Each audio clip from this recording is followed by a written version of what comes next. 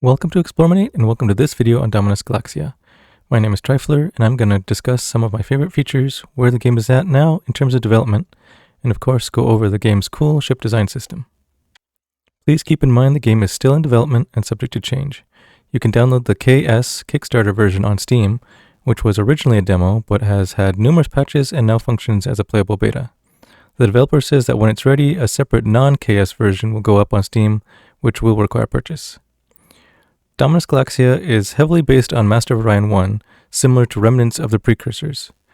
It's a labor of love of a solar developer, and as a result, development is unsurprisingly a bit slow. Some of you may remember that Rob did a preview of the game several years ago. While remnants of the precursors strive to be as faithful to Mu 1 as possible, Dominus Galaxia has worked to add some new ideas into the mix. It provides an assortment of settings to turn different mechanics on or off, allowing players to experience different ways of playing the game. For example, one setting allows you to play with or without star lanes. The feature that really caught my attention is the randomization of ship stats once a ship design is complete. It's not completely random, but I'll go over that in more detail later. Starting with the new game screen, we can see there are quite a number of options. First, you can set the shape of the galaxy. We have the square. Oddly, there's a maple leaf for Canada. Even calls it Canada. And we've got checker pattern, bullseye, spiral, which works better when you increase the stars.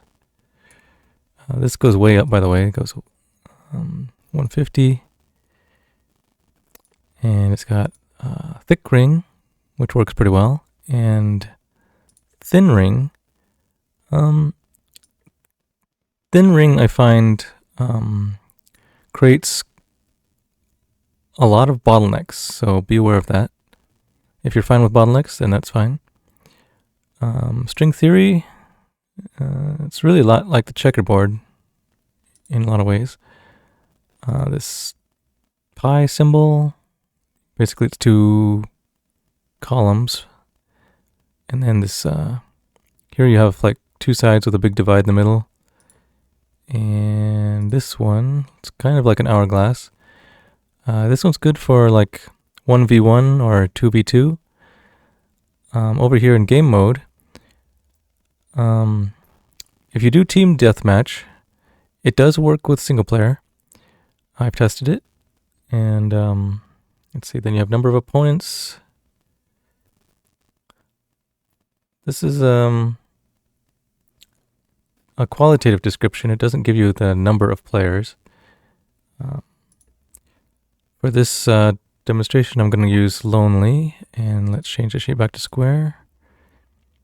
AI mode here, we've got static, which is what we are all kind of familiar with. The AI will just be as good as it is at a constant level, whereas on dynamic, the AI's skill will actually change depending on how well you're doing.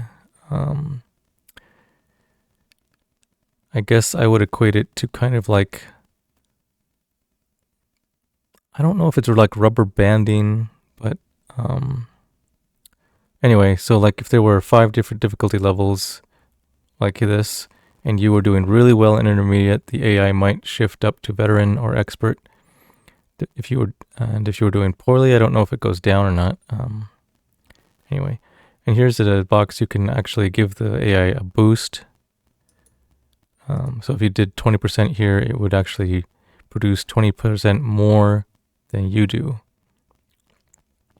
Going into the advanced options, this is where a lot of the features can be turned on and off.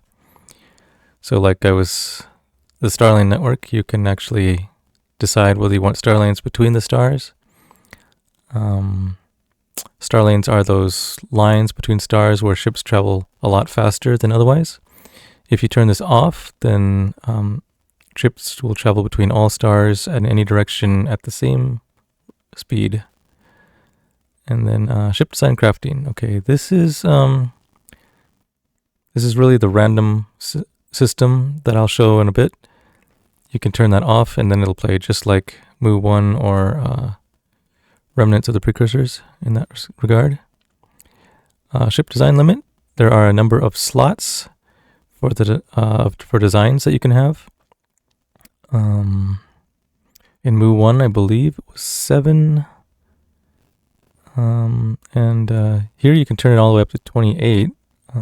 Just whatever you want, really. There is no like prototype slot, so this is the actual number of slots you have. You don't have this many plus 1.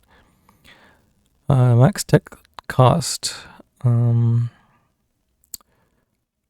This will make technology more expensive to research. And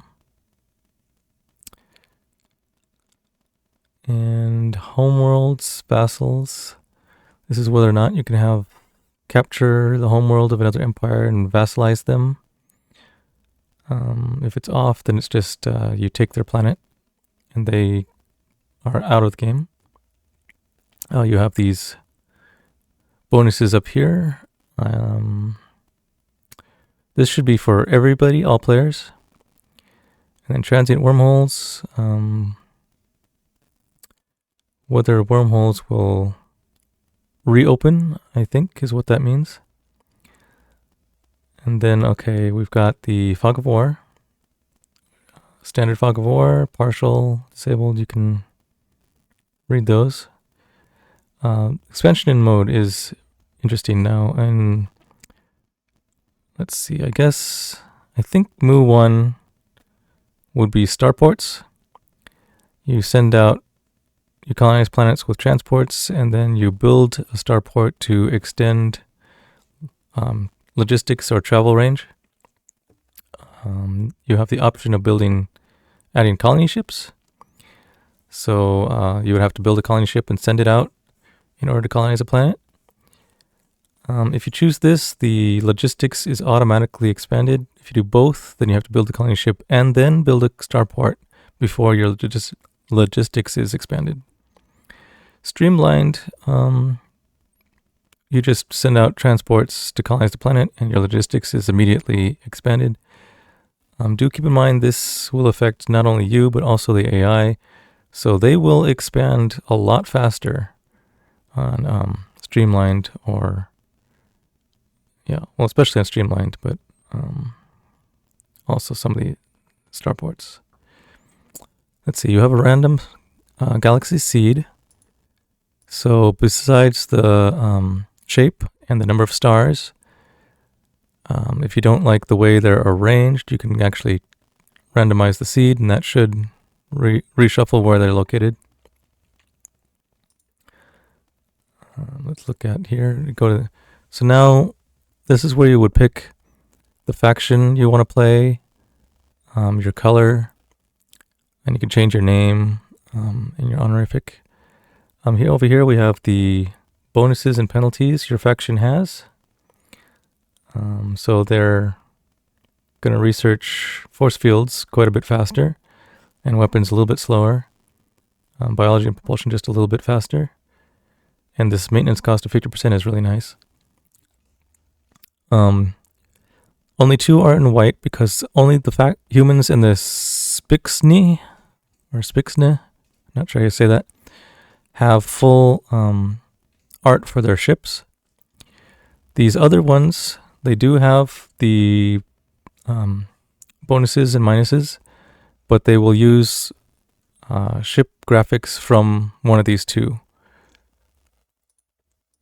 And you can go through all these.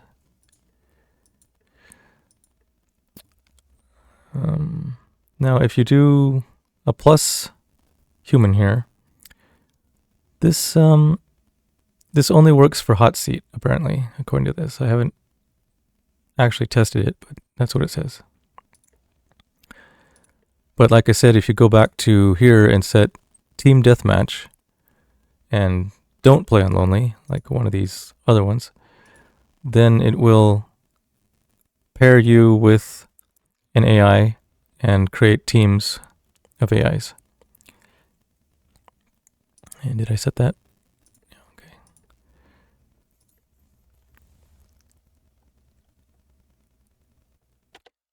So this is the starting screen, and for the humans, you do always start on a planet called Sol, which is Terran.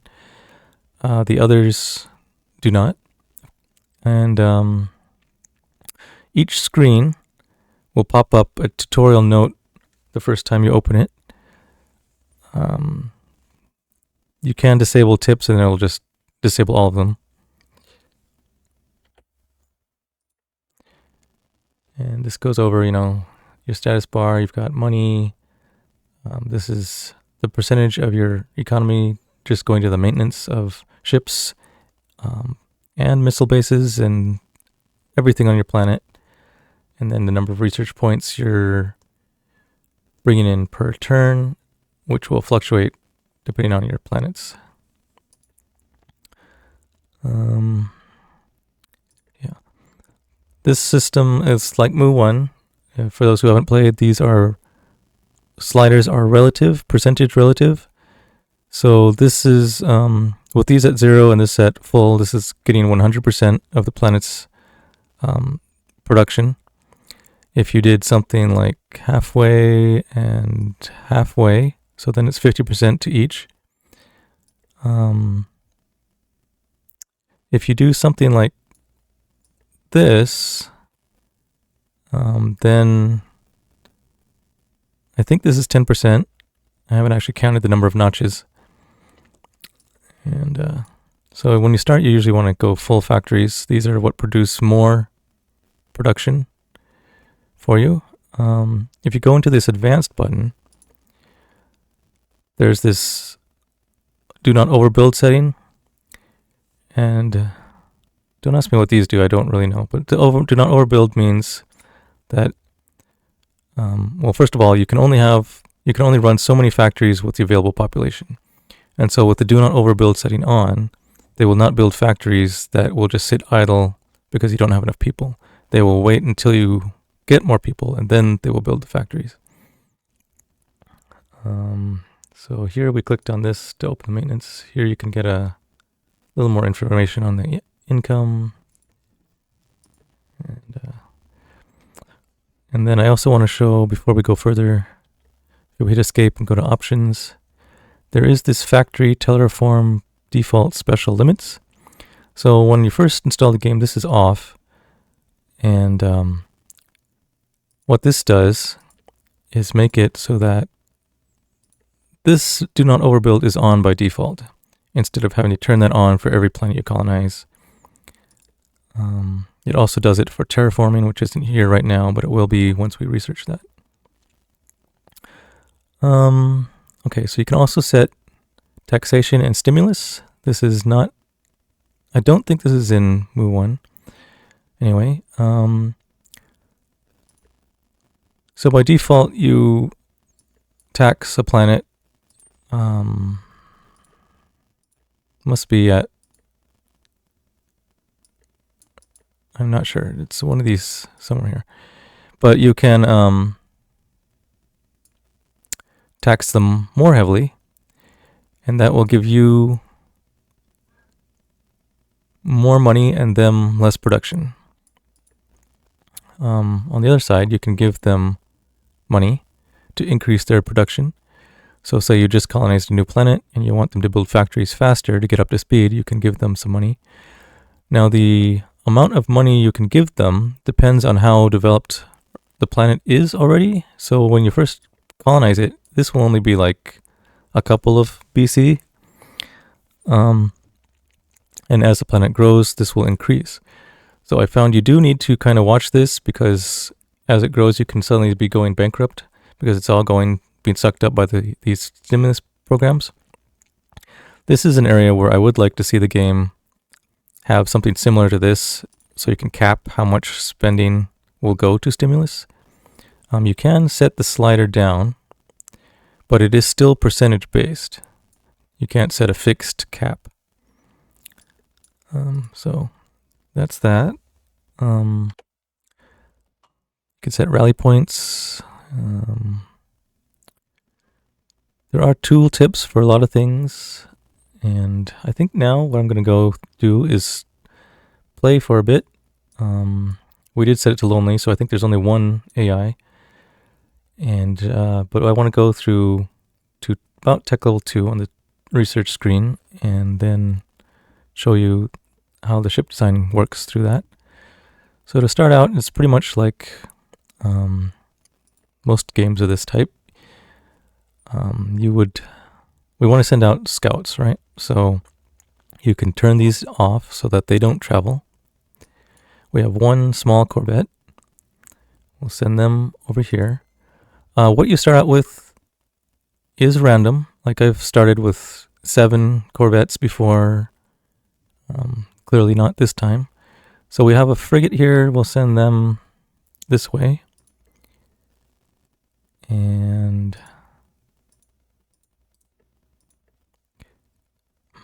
we want to send another one over here. And one over here. Keep the colony ship for the moment. And like I said, we're going to keep it all on factories for now. Try to get that production up. All right, so that means we're not doing any research. And we'll end turn.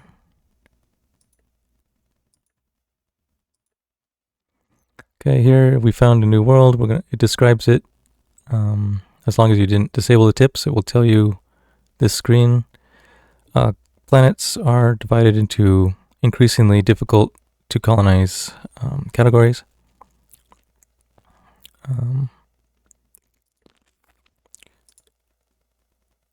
So here, this is actually an empty system, which is pretty rare in this game, but it can happen. So nobody can ever colonize this, what do you call this, a sector or whatever.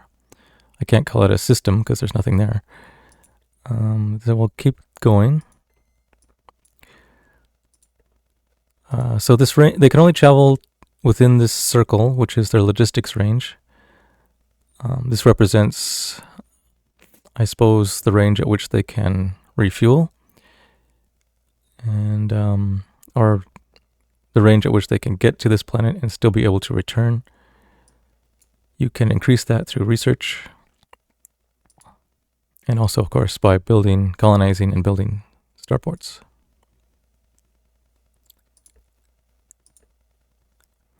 Okay, here we found another Terran planet, but it does have pirates. So let's talk about pirates. Let's see, they can, yeah, right. So first off, it tells you over here that you can pay them 400 and, what is that, 8, it looks like, and they'll just leave. That is basically all of our money, though. You can see the planet has a maximum population of 85, so it's 15 less than our home planet, which has 100. So now if you're looking here, we can see we have 1 corvette, which is the one we sent out. And they have 4 corvettes and 1 frigate. Now, it's important if you're thinking of fighting to look at the details. This will actually tell you their design.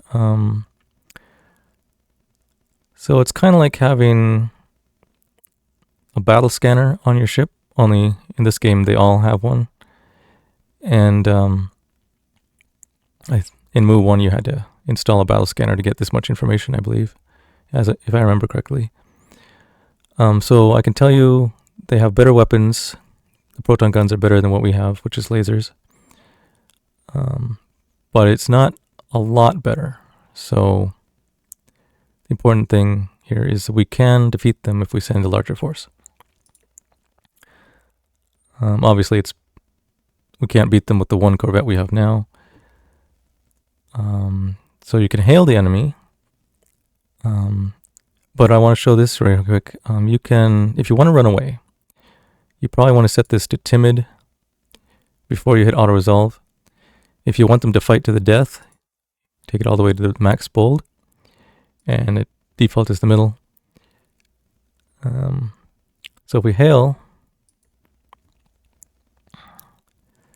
all right, so it's just telling you what it tells you up here.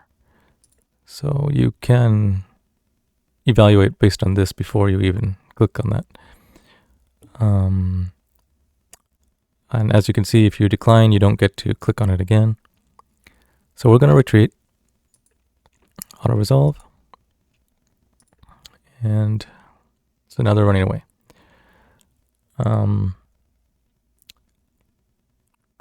If the enemy is sufficiently advanced, they can kill you before you can retreat.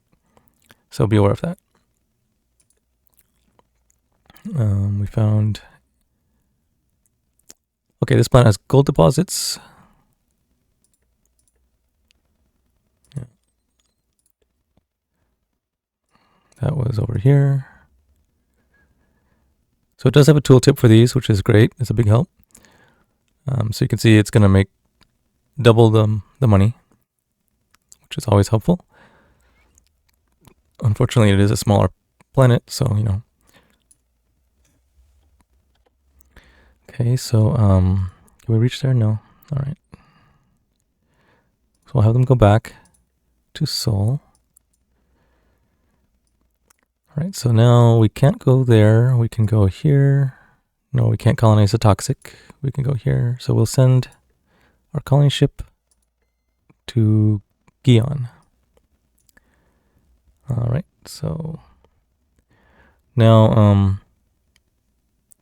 we looked at the pirate ship, so let's look at our own. And you can read that. And so here, this is the ship design interface. This screen will fill with kind of an automatically generated design most of the time. But usually I want to clear it and make my own. But this auto button is here if you want to use that. Designs shows all your current designs. So here we can see we have our Corvette, which is called the Outrider. It costs 25 BC to build. It has a laser cannon, and the laser cannons have 1 to 4 damage, and they have a 3 hex range. All these default designs, they're always the same. The laser Corvette, the 5 laser frigate, and the 2 missile 1 laser frigate, and a bomber frigate, and a colony destroyer. What was I saying? Oh yeah, these designs are all based on a 100% roll. So they do not use the randomization system, which I will show as soon as we design something.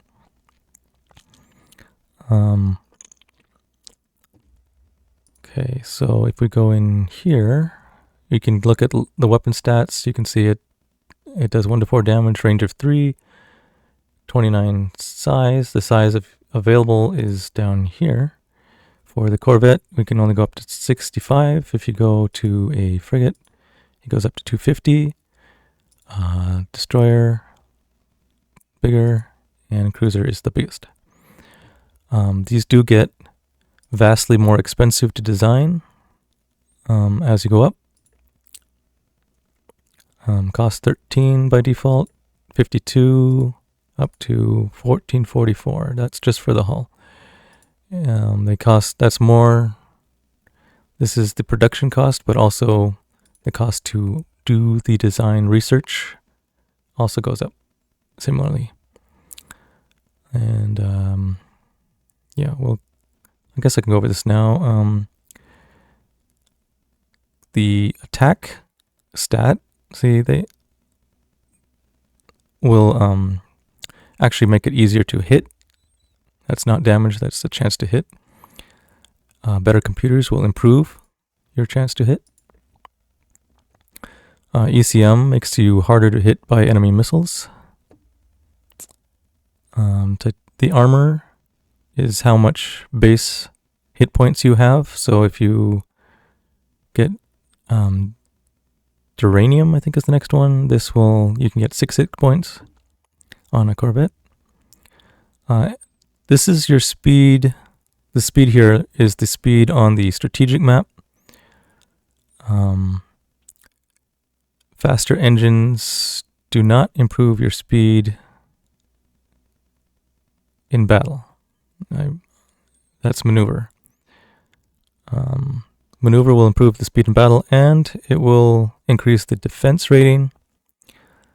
Defense directly counters attack, so more defense will make you better able to dodge enemy fire.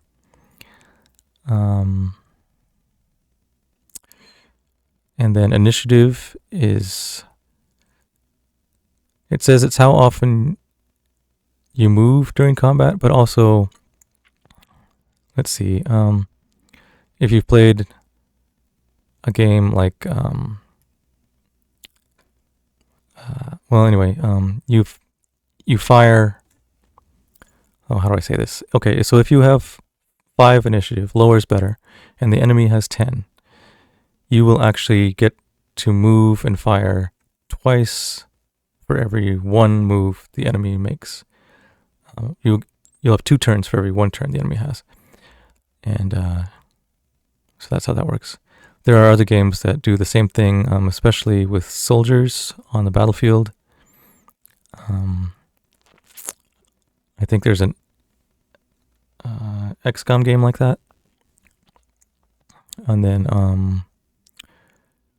okay, defense rating, I think that is, DR. All right, this is an important one. This is added either by shields or you gain 1 for each hull size. Right now, 1 is a lot. Later, 1 is pretty insignificant. There is no, well, the only counter to DR is more weapon damage. Not more weapons, but more damage per weapon. And so if you have 1 DR, then it's going to roll for each weapon. It'll roll and subtract that 1. So for lasers, it's particularly bad, or particularly effective, I guess you could say, because that means if you roll a 1, you're doing 0 damage. And then, of course, 2, 3, and 4 will get 1 subtracted, but yeah. All right, down here you have your specials. We just have the colonization module right now. And at the start, that will only fit on a destroyer or bigger. There's 0 reason to put it on a cruiser because that just costs a lot more for no benefit. A colony ship is dismantled when you colonize a planet, so you don't get to keep reusing it. Usually the biggest thing you want to do on a colony ship is put on faster engines. You wouldn't need, well, you can have weapons on here, but it's just for defense, usually for point defense against missiles. Okay, we'll look more at that later. All right, so now I'm just going to advance turns until Sol maxes out on factories, or at least reaches as many as it can support for the population. And I'll be right back. All right, our colony ship has reached Gion, and we're going to set up a new colony. And it starts out with 2 pop by default, and as you can see, you can only build 0.2 factories per turn, so it's going to take 5 turns to build 1 factory. And because we have that setting on, this does automatically turn on Do Not Overbuild. Now, you can click on Bolster Population to send some population from, like, Sol here. So I'm going to send 5. It's going to cost us 20 BC. The safety... this is mostly like if there are multiple routes to get there, it might, if you put it on safety, it will take the route that avoids like pirates and stuff. Might take longer. And then say on the right here, it's going to take the most direct route, no matter how dangerous it is. Yellow, it's going to do something in between. Usually I have to do this on a, well, if I know there's no thing in the way, I'll just leave it. But if I am worried about it, I'll actually check these and go from there. All right, so continuing.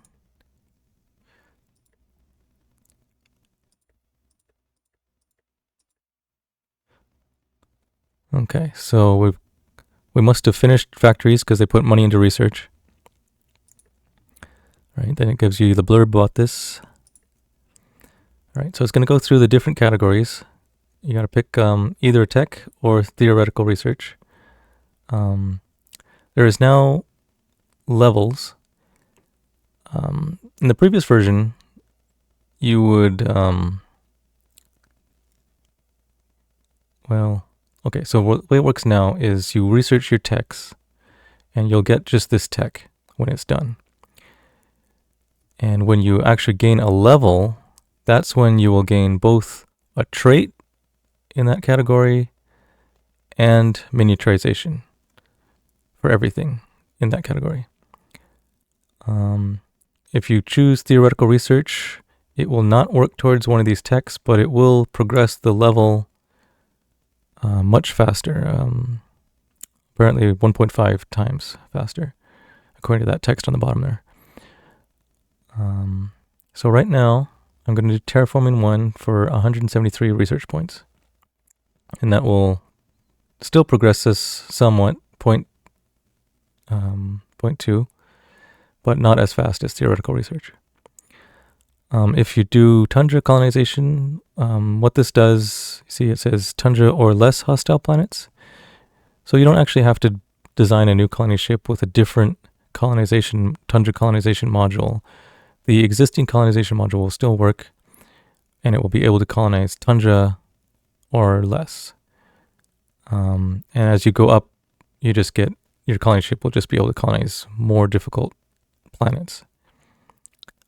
This does mean that you can skip this and go for the next colonization tech and just never worry about this one, because the next one will also be able to colonize tundra. All right, so computers. Computers covers a lot of things. This is not only your targeting computers on your ships, such as targeting system 2, it's also going to affect your factory automation. So I think the default is 2 factories per unit of population. Maybe it's 1. It must be 1 because this is automation 3. All right, so getting this will literally triple the number of factories we can have on each of our planets. And then down here, this is going to increase the range that you can detect enemy ships on the strategic map. And there are number of these that you can get, each better than the other. And some of them have trade-offs, but this one is just more range. So I'm going to do targeting system 2 because that weapon accuracy is very important, especially against corvettes, which have the best defense. I kind of think it should be called dodge, but I get that it's the opposite of attack, so anyway. All right, this is construction menu. We have these techs. Factory construction reduces the cost of building a factory, so you can get them built up faster. That will matter on new planets the most, but also if you get bombed, it affects how quickly you can rebuild them. A planet that is maxed out will no longer benefit from this unless they get bombed, or unless they get a tech that increases the available population. Okay, so this is factories that don't have a population to run them can still produce 20% of their production. I believe the default is 0, but don't quote me on that. All right, so let's go this one. All right, force fields. Okay, so I didn't mention all these techs for each category are random. So each time you play, there will be a different selection available. In this one, I can see that there is not a ship shield available, which is quite disappointing. We have one that will improve ground combat, and we have one that will improve spy rolls, but not one that will improve our ships.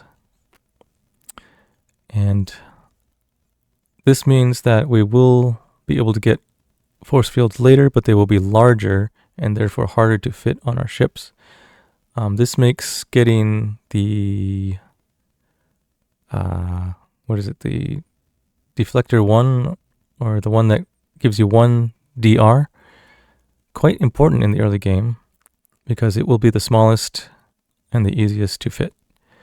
And 1DR does have a huge effect on enemies using lasers, especially. So under the propulsion category, we're going to have things like ship engines, which are going to allow us to move faster on the strategic map. We're also going to have special devices, like this optimized warp coupler will allow ships to retreat from battle after 2 turns instead of, I'm not sure if it's 3 or 4 by default. And inertial stabilizer here will add 2 defense, which is really nice. So I'm going to start with the nuclear engines because moving faster is really valuable at the start. We can see that's 483 research points. Now, if there's nothing on the list that you want, which is, for me, is unlikely at the very start of the game, but certainly later that happens. If there's nothing you want, then you can just go straight to theoretical research. All right, so weapons. The randomization of the weapons can really have an effect on your game. So in this case, we have diverted energy missiles, which are essentially higher damage nuclear missiles. The nuclear missiles are what you start with. They don't add any range or accuracy bonuses like missiles that come later do. And then the Gatling laser literally fires 4 times instead of 1, but it's heavier.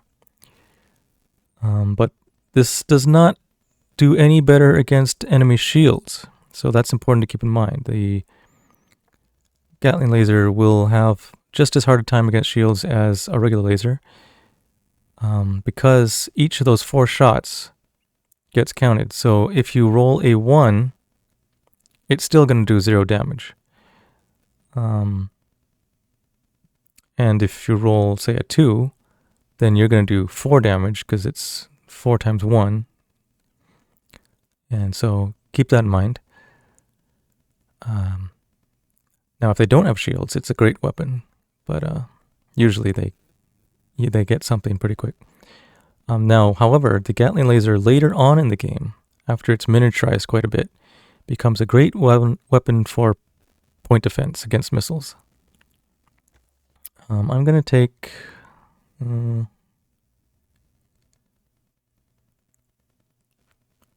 I guess I'll do the missiles. Okay, so that was all... Oh, here's this research screen. That was all these 6 categories. By default, they are all set to the same sliders. Usually it's a good idea to just leave them there, but I will say that on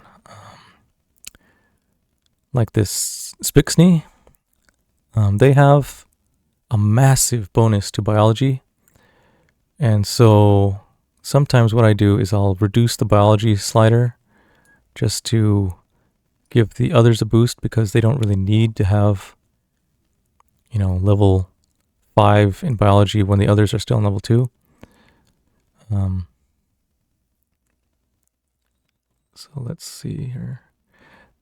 And like I said, each level does miniaturize everything. So if you are playing without colony ships, biology becomes a lot less important, I've found, because you do not get the benefit of miniaturizing the colony module. So that's something to keep in mind. So at this point, we've started researching new projects. We have research budget. That's only 79. That's not particularly large, but it's a start. Our new colony is just kind of getting started. It's up to 1 factory per turn now instead of just 0.2, so that's good. Let's see, we did not find... Well, we found 1 other planet, but it's occupied by pirates. We have 3 frigates. Could that... that would probably win. Well, no, wait. They have proton guns.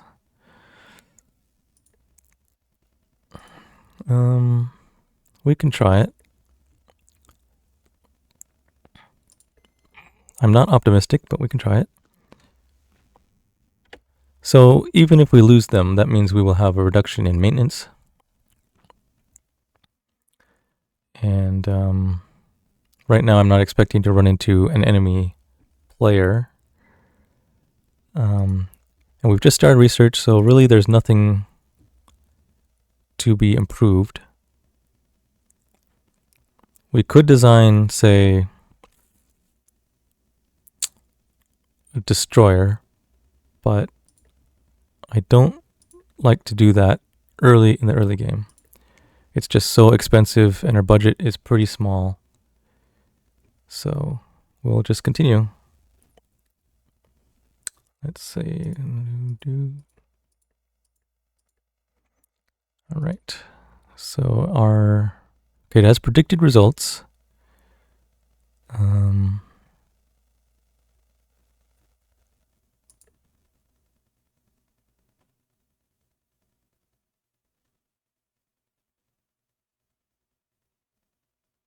I believe D is destroyed, R is retreat, and S is maybe safe or survived. It's probably survive.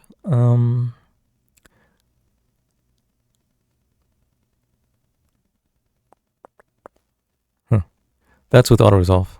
Let's take command. All right, so facing does matter, but they are always on the right and you are always on the left.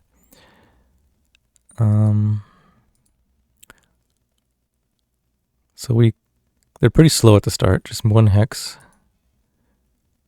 And oh yeah, this is the turn order. So this is where initiative comes in. So if you have a lower initiative, you will be earlier in the list.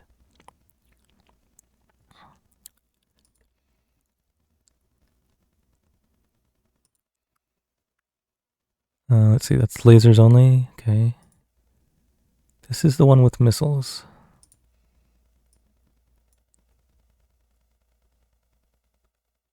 We're not in range yet. All right, so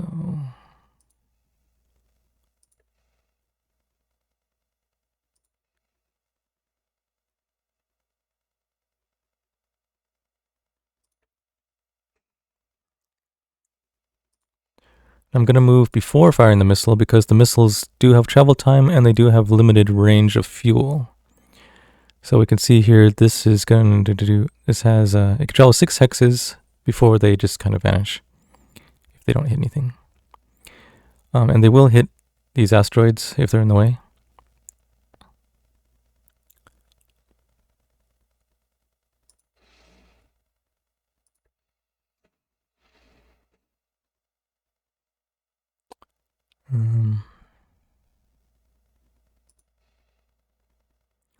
Okay, so you don't get flanking bonuses.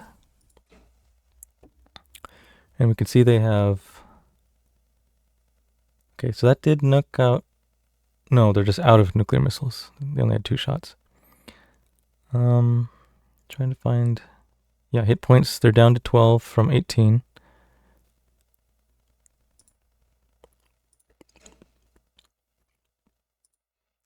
Getting closer does improve your accuracy.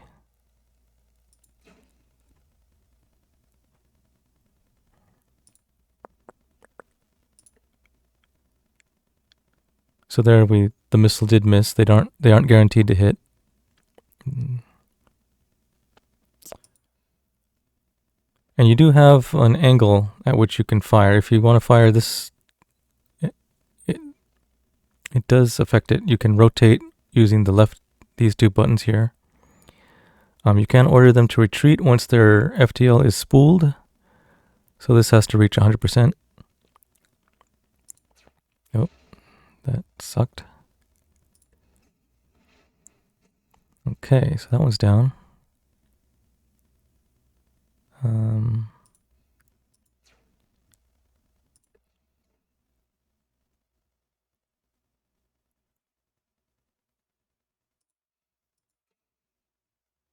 That was a good hit. gonna rotate so they don't get a flanking bonus on us. Let's move up here.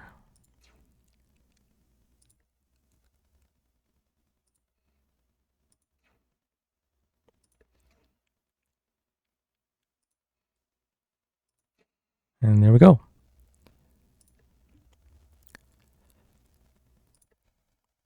All right, so now we have a very nice planet available to colonize.